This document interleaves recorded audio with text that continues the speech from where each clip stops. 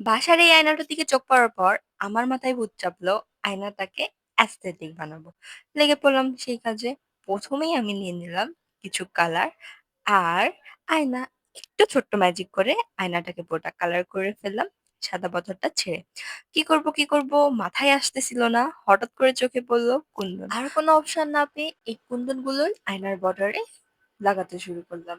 একটা পাতা কুন্দন আরেকটা গোল কুন্দন এমন সিকোয়েন্সে আমি কুন্দনগুলা লাগানো স্টার্ট করলাম। অ্যান্ড আস্তে আস্তে দেখছি এটা অনেক কিউট একটা লুক আসতেছে। অনেকেই হয়তো ভাবতে পারে এই মেয়ের মনে হয় খেয়ে-দেয়ে কোনো কাজ নাই।